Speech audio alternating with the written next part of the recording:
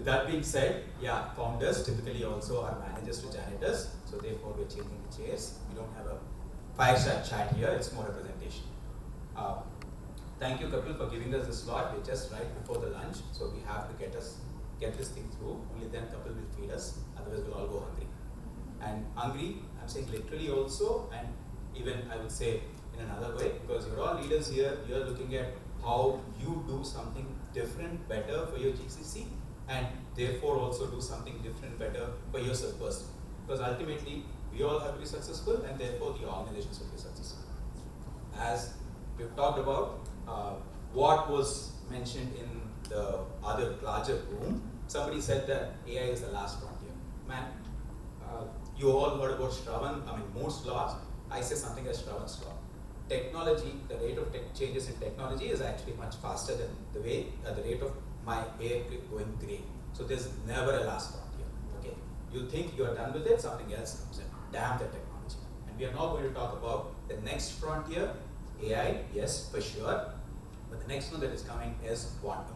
I don't know how many of you heard about this. If not, please go back and read. Something that's now coming in the next 3 years, maybe even much faster than that. It is here and now. This is on quantum. I did something in AI around 10 years back. Unfortunately, did not make a lot of money. Hopefully in quantum, we all are successful. We are there in the game at the right time, in the right place. And as GCC leaders, you drive the enterprises forward. Because even globally, there are US federal mandates and things like that have come up, but nobody is yet prepared for it. So this is a true innovation session. We have a 10-minute slot. You have our business cards, or we'll leave our details behind. Whenever whoever wants to meet up, talk more about this, we'll be more than happy to engage. With me, I have the guy who actually does it, TV. He'll speak more. I'm more the money guy. So whatever it is in terms of the technology or what happens, he'll speak more about it. Thank you, TV. Over to you. We have a short video just to break the monotony. For most of our history, human technology consisted of our brains, fire, and sharp sticks. While fire and sharp sticks became power plants and nuclear weapons, the biggest upgrade has happened to our brains. Since the 1960s, the power of our brain machines has kept growing exponentially, allowing computers to get smaller and more powerful at the same time. But this process is about to meet its physical limits. Computer parts are approaching the size of an atom. To understand why this is a problem, we have to clear up some basics. A transistor is just an electric switch. Electricity is electrons moving from one place to another, so a switch is a passage that can block electrons from moving in one direction.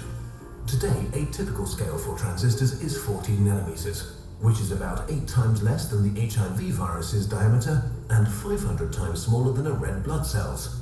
As transistors are shrinking to the size of only a few atoms, electrons may just transfer themselves to the other side of a blocked passage via a process called quantum tunneling.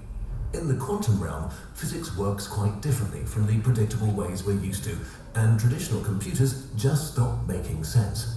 We are approaching a real physical barrier for our technological progress. To solve this problem, scientists are trying to use these unusual quantum properties to their advantage by building quantum computers. Just take a minute. We're talking about AI, agentic AI, and several other things. But the cover slide here, as you present the deck, I would request you to please read this thing in red. Whatever a classical computer, we're all in classical computer mode, okay? Just like classical physics was there maybe around 100 years back and then came quantum physics, we are right now in classical computing mode. So whatever you're talking about, speed, things like that, all, if at a high level, if it takes around 300 trillion years, okay? So generations after generations, to break something in encryption in quantum will do it in 1 to 2 days. So the board level decisions that you're talking about, or the security that you need to talk about, or the rate at pace which you can develop things, we are changing it. It is changing. Again, a lot of gray hair. 50s was all about hardware, mainframes. Then came Bill Gates and he said it's all about software. Now, in between there was something called cloud. We're now going back to hardware. Real compute. We're in the computer sciences industry. This is going back to compute again, quantum.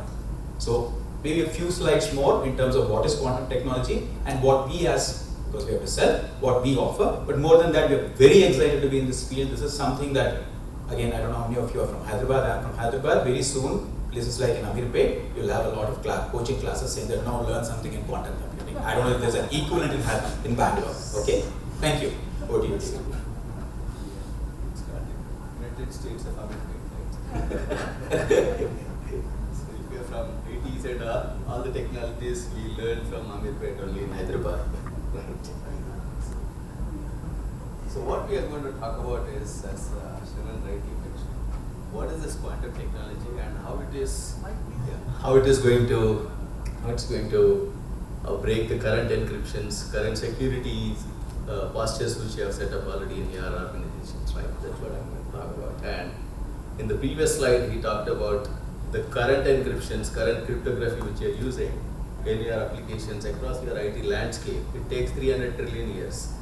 With the latest quantum machines, probably instead of 1 or 2 days, it takes 5 minutes to break that. That's the speed at which the quantum is coming up. So be aware of the threat and be aware of who can help you to make your organization quantum safe, right? That's what it is. So what is the threat today? Threat and to which industry vertical it is, right? It's not for an individual, it is for the critical infrastructure of a country. And who are the adversaries? It's nation states. It's not like individuals. Yes, individuals have a role there, but it is this verticals, especially BFSI, government, defense, right? And your power, and all the transportation industry. Everything is under threat, right? Because as I told you earlier, the quantum is breaking your encryptions at a much faster rate than what you have it today, right? The current threats are called, there are two jargons I would like to introduce here. One is called HNDL, second is called TNFL. HNDL is all about harvesting the data. They collect, your adversaries are collecting the data and they are not doing anything today. Once the quantum computer becomes a reality, probably in a year or 2 from now, they are going to break your encryptions, they are going to access your data. That's what HNDL is all about. It's going to break your secrets, right? That's what it is. TNFL, this is related to your digital signatures. When you make contract, you do your digital signatures, you send your SSL certificates, right? So TNFL is trust now, forge later. They are also collecting the data and they are forging it. They're keeping it for forging it later. That's a threat. These are the 2 threats which are already existing, which are already impacting, which the adversaries are collecting. As an individual hacker, they're collecting the data to sell it to the nation states. They cannot do anything because they don't have a power of a quantum machine. They cannot afford a quantum machine. But they can capture the data, they can sell it to the nation states, the rogue states, which are around us, right? We all know. Good. So that is the threat which is coming up. Next is, what is the problem? The first and the foremost problem is, most of the enterprises whom I was talking about, and in the last 18 months, I had around 40 plus customer engagements. Most of the people doesn't know what are the crypto assets they are using across their IT landscape, whether it is applications, whether it is the network infrastructure or security infrastructure. Most of the people doesn't know what is the inventory in terms of the cryptos they are using across the landscape. That's the first problem. Unless until you know what you're using, how you're going to protect it, how you're going to assess whether they're quantum vulnerable or not. That is the first thing we are talking about. And as I already mentioned, the harvest now and decrypt later is the second one, which is a very, very critical one.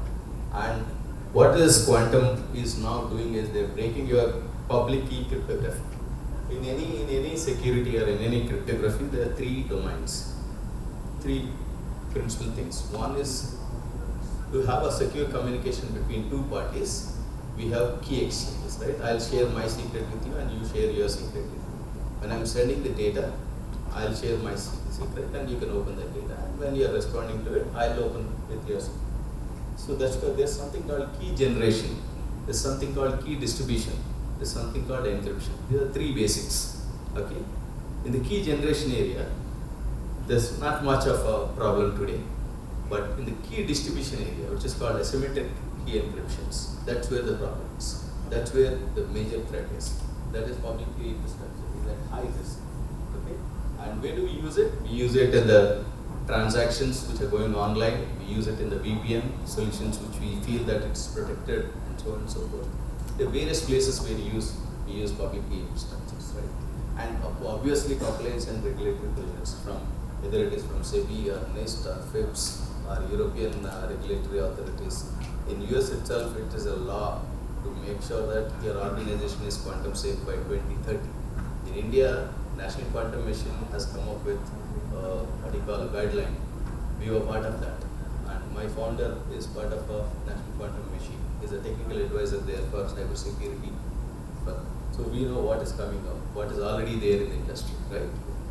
So that is another one. These are the 5 different things which are driving the industry or the enterprises to move towards a quantum safe organization. So as I mentioned, US has already become, it has made it as a law. It's not like a policy, it's a law. By 2030, every critical organization in US has to be a quantum safe organization. Same thing you can expect by next year in India also, whether it is RBI giving you a guideline or SEBI is giving you a guideline or your NIST is, NPCI is giving you a guideline or DSA is giving you a guideline. So this is the one. So who are we? As I mentioned, I'm from 𝗂𝗺𝗺𝗁𝗂𝗺𝗁, my name is Srinivas, and I started my career with X86. I went quantum. Okay, way back in '84. I used to read that IBM PC clones by Govindaraju. Correct. That is where I started my career, and today I am here. I work with IBM, HPs, and Wipros of the world. And I recollect GCCs and ODC days, all that we are talking about, right?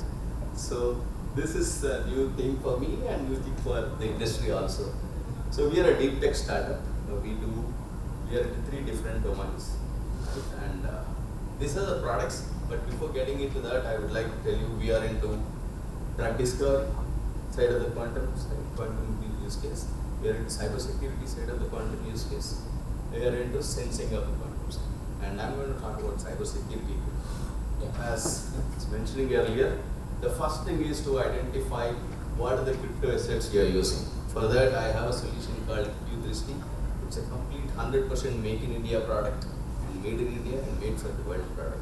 That's what my founder's statement is, make in India, made for the world, right? And this product, this solution will scan your entire IT landscape. We have different scanners for different elements in the IT landscape. They'll scan, they'll capture the crypto assets which are using in that, whether it is a source code or it's a cloud native or hosted an application in the cloud, or your HSMs, hardware security modules, or your firewalls, whatever is your IT infrastructure, what are the crypto assets you are using? And then we'll make a vulnerability assessment report out of it. We'll tell you whether you are quantum safe with that or not. That's the first thing. Second thing is we'll map that with your regulatory authorities' compliances, whether it is SEBI or NIST. According to the SEBI, according to the NIST, where do you stand, right? According to some other regulatory authority like CNSA, right, where do you stand? We'll give you that risk assessment report, and then we'll also give you a migration plan. How can you make your organization quantum safe? That's what it is. Do I have solutions to make your organization quantum safe? Yes, I do have. First. Second thing is, one of the solutions is quantum shield, which will make your APIs, business critical APIs quantum safe, right? That's the second solution. Third is QLS, which is a quantum safe VPN solution. See, these 3 are very, very important because not all the applications are at high risk. Not all the applications can be migrated or made quantum safe out of the box. So we need different tools and solutions to make your organization quantum safe. That's why we have. I think our time is up. Lunch is waiting. But why we wanted to present this is, as GCC leaders, here is an opportunity for you to innovate, drive your motherships. We are an inverted GCC. We have a development center here and a marketing office there. Okay, but we are made in India, and that's why we are a part of National Quantum Mission, and we are actually helping. Yeah, we are actually helping BSE, Bombay Stock Exchange. So if you talk about volumes, we've done it. And wherever, and till last year or till around 2 months back, we were testing the market and the product here. Now we have got a product market fitment. So here is an opportunity for all the GCC leaders to maybe hopefully innovate, transform, and take it to your board, because here this is about risk. We just had a presentation to one of the largest FMCG brands, and the only thing that struck them was that this is a risk. But if If something happens tomorrow, forget about all savings. That guy's stock is going to go down the drain, and the CEO will be out of his job. So, great opportunity for you to drive innovations and POCs. We focused only on cybersecurity, but as DV was talking about, we're working with another GCC to work on protein discovery. Typically, in drug discovery cycles, it takes around 12 to 14 years. This can actually accentuate it to around 9 months. So, world is changing. This is not the last frontier. Hopefully, another 5 years, and by the time I'll retire, you'll have some of the new technology coming in. But the next 3 years and 5 years is about quantum. AI is done.